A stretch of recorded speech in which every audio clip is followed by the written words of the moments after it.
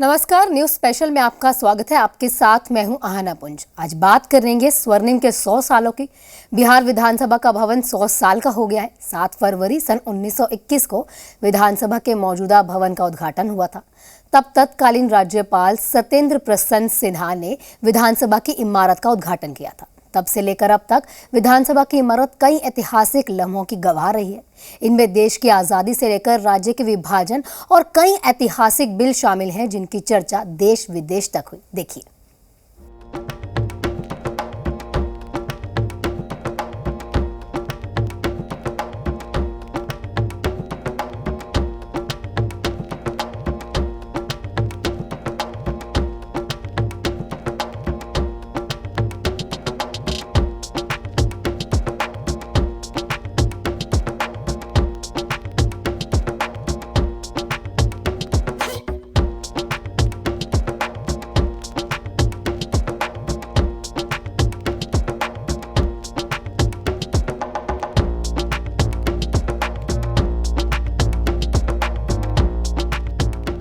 ये गौतम बुद्ध की धरती है।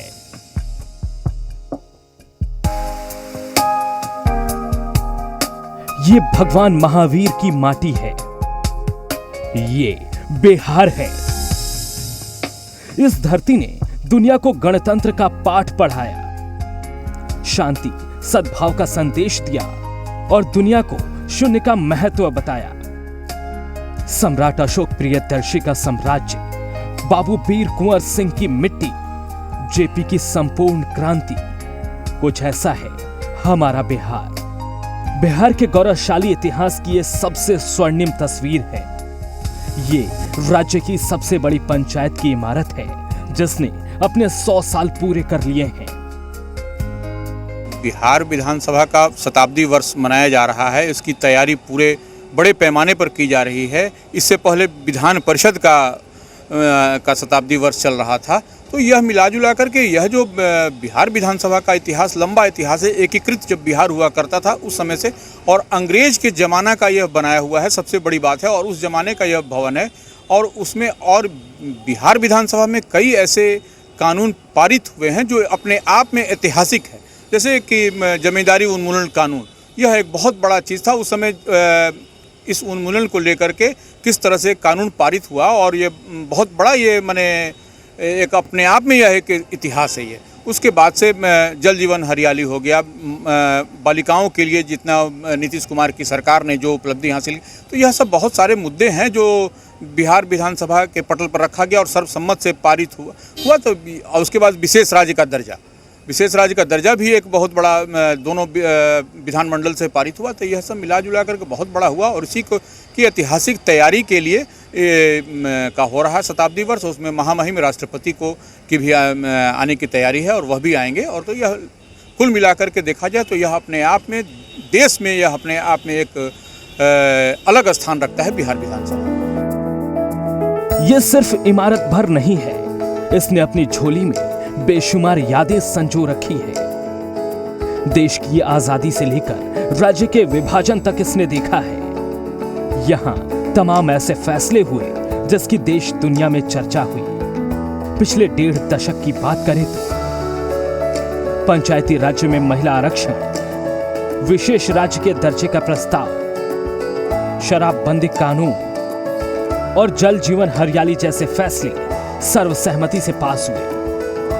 तो इसी भवन से पूर्व राज्यपाल एसपी सिन्हा ने लोगों से स्वदेशी उद्योगों को प्रोत्साहित करने की अपील की थी, जिसमें उन्होंने स्वदेशी चरखा को अपनाने की बात कही थी।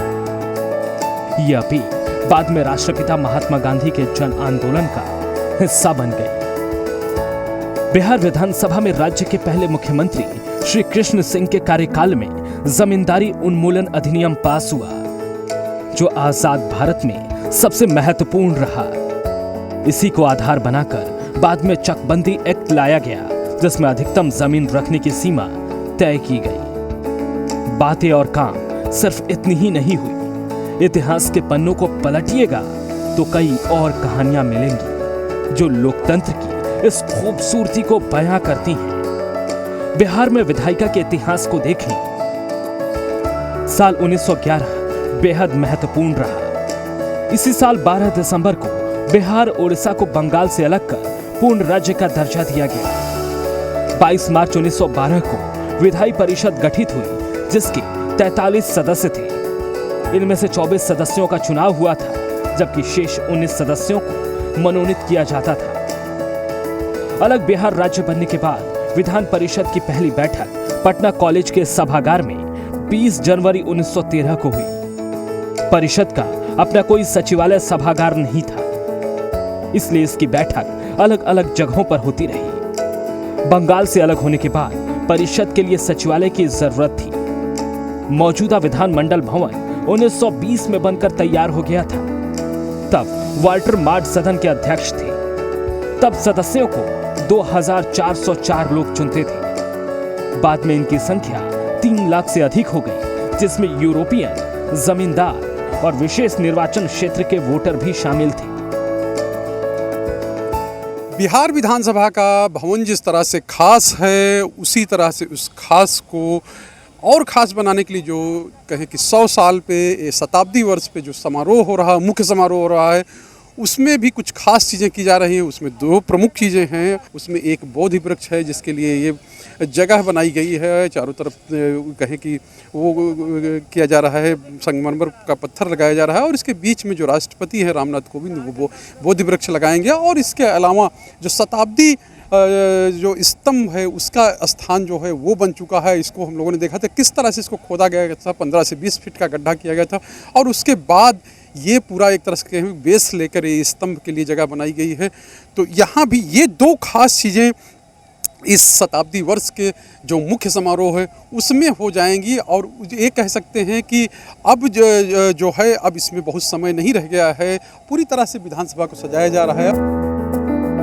1935 में पारित अधिनियम के तहत बिहार और उड़ीसा को अलग राज्य बनाया गया। तब बिहार में विधानमंडल के तहत 2 सदनों, विधान परिषद और विधानसभा की व्यवस्था अस्तित्व में आई। 1936 में उड़ीसा भी बिहार से अलग हो गया। इस लोकतांत्रिक संस्था के सतत विकास को इससे ही समझा जा सकता है कि आज 7 करोड़ से अधिक मतदाता विधानसभा के 243 सदस्यों को चुनते हैं। झारखंड के अलग होने के पहले बिहार विधानसभा के सदस्यों की संख्या 324 थी, जो विभाजन के बाद 243 रह गई। मौजूदा विधानसभा भवन के आर्किटेक्ट AM मिलवुड थे। इतावली नेरेसा शैली में बनी यह इमारत कई मायने में बेमिसाल है। जहां आज विधानमंडल के संयुक्त अधिवेशन की बैठक होती है, उसे सेंट्रल हॉल का नाम दिया गया है। इस इमारत में समानुपातिक गणितीय संतुलन के साथ ही सादगी और भव्यता का समन्वय है। अर्धवृत्ताकार मेहराब, गोलाकार स्तंभ इसकी खास विशेषता है। विधानसभा का सभा कक्ष आयताकार ब्रिटिश पार्लियामेंट से इतर रोमन एम्फीथिएटर की तर्ज पर अर्ध गोलाकार शक्ल में बना है। मूल सभा कक्ष की आंतरिक संरचना 60 फीट लंबी और 50 फीट चौड़ी है, जिसका विस्तार भवन की 2 मंजिलों में है। विधानसभा भवन के अगले हिस्से में जो प्लास्टर किया गया है, उस पर एक निश्चित अंतराल पर कट मार्क बनाया गया है, जो इसकी खूबसूरती को बढ़ाता है। बिहार विधानसभा भवन का शताब्दी वर्ष चल रहा है। इसका प्रमुख समारोह 21 अक्टूबर को होगा, जब राष्ट्रपति आएंगे। इस भवन की क्या खासियत है, और चूंकि 100 साल में तमाम बैठकें हुई हैं, तमाम जो अहम प्रस्ताव यहाँ से पारित हुए हैं। विधानसभा अध्यक्ष विजय कुमार सिन्हा जी हमारे साथ हैं, मुझसे बात करते हैं। सर, 100 साल का मूक दर्शक रहा है, और एक तरह से कहें अपने आप में इतिहास समेटे हुए पूरा ये भवन। निश्चित तौर पर 100 साल का भवन होते हुए आज भी लगता है कि ये नया बना हुआ भवन है। ये इतालवी आर्किटेक्चर द्वारा उसी शैली में बना हुआ है। 1921 में ये भवन बना है। इस भवन को जो डिजाइन प्रख्यात वास्तुविद A.N. मिलवुड ने किया था, और ये भवन कई विशिष्टताओं को लिए हुए है। इसमें समानुपातिक गणितीय संतुलन के साथ ही सादगी और भव्यता का समन्वय है। लंबे लंबे गोलाकार स्तंभ और अर्धवृत्ताकार मेहराब इसकी विशेषता है, जो प्राचीन रोमन शैली से ये प्रभावित है। इस आयताकार भवन में समरूपता का विशेष ख्याल रखा गया है। भवन के अगले हिस्से में जो प्लास्टर है उसमें एक निश्चित अंतराल पर कट मार्क है, जो कि इसकी सुंदरता को बढ़ाता है, आकर्षक लगता है, बेहद खूबसूरत बाहर से देखने में इसका लुक है। और इस तरह से इसका कक्ष अर्धगोलाकार शक्ल में बना है, जो ब्रिटिश पार्लियामेंट के आयताकार आकार के स्वरूप में दर्शाता है। तो ये कई विशेषताओं को लिए हुए है और 100 वर्ष के बाद भी आप देखिए कि कहीं भी अनईजी फील नहीं होता है। वास्तुशास्त्र के दृष्टिकोण से भी ये भवन पूर्णतः कंप्लीट, तो हर दृष्टिकोण से ये देखने लायक। लोग आज भी बड़े देश के अंदर जितने विधानसभा हैं उसमें इस तरह के बहुत कम विधानसभा हैं। गिने चुने विधानसभा में बिहार विधानसभा की चर्चा होती है। जब बिहार विधानसभा की चर्चा होती है, जो मुख्य भवन है या कहें कि मुख्य जो कक्ष है जहां पर बैठकें होती हैं, 2 तल्ले का है, 2 उस हिस्से में बटा हुआ है, और ये कहें कि इसकी अपनी विशेषता है और उसके बारे में कुछ आप कहना चाहेंगे? देखिए, ये 230 फीट लंबाई और 125 फीट की चौड़ाई है। इस भवन के कक्ष के अंदर 60 फीट लंबी और 50 फीट चौड़ी है। पूरा स्पेसियस है। इसके गैलरी से लेकर करके आप सारी जगह देखें तो लगता है कि जो प्रासंगिक आज भी वही है जो 100 वर्ष पहले था, जिसकी कल्पना 100 वर्ष पहले किया गया। और निश्चित तौर पर इस तरह के भवन बहुत कम अब बन रहे हैं या कम नजर आते हैं। अच्छा, कम नजर आते हैं। आपका कक्ष है, चाहे मुख्यमंत्री का कक्ष हो या कहें कि जो नेता प्रतिपक्ष का कक्ष हो, इनकी भी अपनी अपनी विशेषताएं हैं। आपने देख रहा है कि हम तो पहले ही बताया कि वास्तुशास्त्र के दृष्टिकोण से और प्राकृतिक माहौल पूर्णतः है। चारों तरफ से वेंटिलेशन की व्यवस्था या इस तरह का आवागमन की सुगमता, सरलता के साथ ये सारी विशेषताएं कहीं ना कहीं लोगों को आकर्षित करता है और मन के अंदर एक सुखद शांति भी प्रदान करता है। बिहार विधानसभा का इतिहास बेहद गौरवशाली रहा है। 1952 में पहले विधानसभा के कार्यकाल में 331 सदस्य सभा कक्ष में बैठा करते थे। 1977 में जनसंख्या वृद्धि के अनुपात में विधानसभा सदस्यों की संख्या 324 हो गई। एक सदस्य पहले की तरह मनोनीत हो रहा था। साल 2000 में बिहार का विभाजन होकर झारखंड बना तो विधानसभा के 324 से घटकर 243 सदस्य रह गए। अब यहाँ किसी सदस्य का मनोनयन नहीं होता, सभी 243 सदस्य चुनकर आते हैं। सबसे बड़ी पंचायत है और जो मुख्य भवन की बात हुई जहाँ पे बैठकें होती हैं, 100 साल में तमाम ऐसे मौके आए जब बड़े बड़े प्रस्ताव यहाँ से पारित हुए। और किस तरह से याद करते हैं उनको, क्योंकि अगर गिनेंगे तो एक सीरीज में पूरे प्रस्ताव हुए, चाहे वो महिलाओं को आरक्षण देने का मामला हो पंचायती राज में, या कहें जल जीवन हरियाली जैसे महत्वपूर्ण प्रोग्राम जो अभी चलाया गया, UN तक में उसकी सराहना हुई। देखिए, 100 वर्ष का इतिहास शब्दों में व्यक्त नहीं किया जा सकता। कई ऐसे निर्णय हुए हैं जो देश के अंदर संविधान को प्रभावित किया। श्री कृष्ण बाबू के समय में जमींदारी उन्मूलन कानून जो बना, उसको लेकर के संविधान में पहला संशोधन हुआ। ये बिहार विधानसभा की इसी लोकतंत्र के सबसे बड़े मंदिर से ये कानून पूरे देश को प्रभावित किया। और इस तरह के कई कानून हैं। आज देखिए कि प्रथम मुख्यमंत्री से लेकर अभी वर्तमान मुख्यमंत्री श्री नीतीश कुमार जी के रीजन तक कई ऐसे निर्णय सामाजिक सुधार के हुए।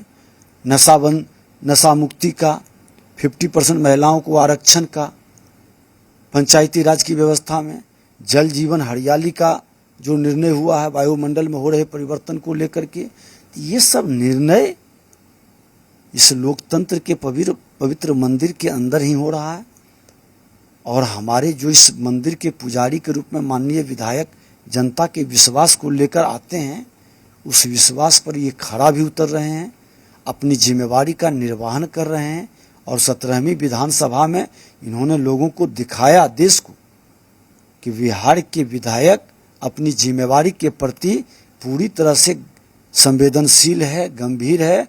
और सरकार ने भी दिखा दिया कि सरकार भी पूरा सजगता के साथ विधायकों के प्रश्नों का जवाब सुलभ कराता है। अच्छा, जवाब सुलभ कराती है। एक चीज़ और है, राष्ट्रपति मुख्य अतिथि हैं, यहाँ के राज्यपाल भी रहे। कई बार अवसर उनको आए हैं कि जब यहाँ पर उन्होंने अभिभाषण किया है और कहे कि संयुक्त अधिवेशन जो उसको संबोधित किया है। कैसा मौका रहेगा, किस तरह से आपको लगता है? नहीं, ये तो एक बड़ा ही सुखद संजोग है कि आज़ादी के 75 वर्ष भारत के अमृत महोत्सव का जहाँ पूरे देश में एक सुखद माहौल है, और उस माहौल में बिहार विधानसभा का भवन का शताब्दी वर्ष और 4 चांद लगा रहा है। और ये दोनों माहौल का संजोग बैठा है इस गणतंत्र की धरती पर, जहाँ से ये गणतंत्र की जननी रही है ये धरती, और यहीं से पूरे देश और दुनिया को गया है। ऐसे तो हमारे, आप देखेंगे कि हमारे संविधान के अंदर भाग 3 में, जिसमें मौलिक अधिकार की जिक्र है, वहाँ भगवान श्री राम का माँ जानकी के लक्ष्मण जी का चित्र है, और भगवान राम मर्यादा पुरुषोत्तम बने जनता के लोकतंत्र के प्रश्नों का जवाब दिए, जनता की व्यवस्था के बीच में जाकर के एक जनतंत्र का, एक लोकतांत्रिक वातावरण का निर्माण किए। माँ जानकी विदेह महाराज के मतलब यहाँ जो था वो गणतंत्र का सबसे बड़ा समर्थक थे। पूरी तरह से प्रजातांत्रिक वातावरण में वो अपने राज्य पाठ को संचालित करते थे। तो ये सारा बिहार के अंदर जो हमारा गौरवशाली सांस्कृतिक पृष्ठभूमि है, ऐतिहासिक पृष्ठभूमि है, ये तमाम पृष्ठभूमि को एक जगह संजोगने का, याद करने का, और इसका संदेश कि हमारा बिहार कितना गौरवशाली था, इसकी सांस्कृतिक विरासत कितना महत्वपूर्ण था, और हमको इसको और आगे बढ़ाना है, इसको मजबूत करना है, एक नया माहौल नए जनरेशन तक पहुंचाना है। अच्छा, नए जनरेशन तक पहुंचाना है, इसकी बात हो रही। तो इसमें भी ये भी चर्चा हो रही कि एक डिजिटल यहाँ पे लाइब्रेरी बने। 100 साल का जो इतिहास रहा है विधानसभा भवन का या विधानसभा का पूरे, निश्चित तौर पर अभी तो शुरुआत हुई है। कोरोना काल के कारण थोड़ा स्थगित हो गया था बीच में कार्यक्रम, और जब आप शताब्दी स्मृति स्तंभ और बोधि वृक्ष मुख्यमंत्री जी के द्वारा शुरुआत हुई थी, और जब ये शुरुआत हुई है माननीय राष्ट्रपति महोदय के द्वारा, उसके बाद हमारे और अन्य कई लोगों से हमने आग्रह किया है, लोकसभा अध्यक्ष जी से, उपराष्ट्रपति महोदय से, और माननीय प्रधानमंत्री जी से समापन के लिए हमने आग्रह किया है। तो कई ऐतिहासिक कार्य आने वाला दिन में होगा, जिसमें हम लोग सब गवाह बनेंगे, और बिहार के गौरवशाली इतिहास की गाथा देश दुनिया देखेगी।